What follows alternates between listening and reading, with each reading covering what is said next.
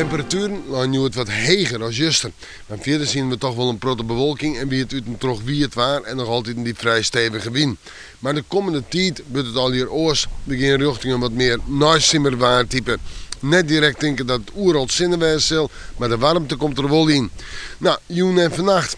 Ja, nog altijd bewolking. Ik wil opklarings, maar vooral vannacht komen ze op ruin of lichte ruin of een aantal buien en buikers. Temperaturen vannacht zouden er bij de 13 of de 14 graden hinnen. En de wind nog altijd in het zuideast en zuid. En die zal matig en vrij krachtig wijzen in het kustgebied en verderop de provincie zwak. En wanneer al draait die wind wat meer naar het zuidwesten toe. Dan moet een dag. Ik denk dat we een dag hebben met een protte bewolking.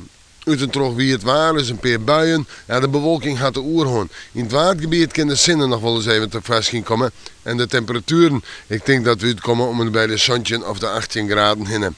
De wind die zal matig en vrij krachtig wijzen. En die komt uit westelijke richtingen, maar vooral letter op de dag. West-noordwest. En dan zetten we terug naar het vooruitzicht. En dat jou toch een beeld met naaisimmertemperaturen. Op vrijheid misschien nog wel een buiken, maar verder zie ik alles even zinnen en staan 19 graden. Een wat noffelijker waartype. Op sneeuw een protte bewolking. De zo is wat hele lichte ruim uitvallen kunnen. Maar verder zijn we op sneeuw en ik een noffelijke temperatuur. Het zijn 20 graden. En s'nacht is het volop naaisimmer de meeste dagen van het weekend. Maar een protte zinnen en een temperatuur om er bij de 21, misschien wel 22 graden heen. Begin takken weken is het precies zo. We maken morgen maar weer even in het waarschuwen.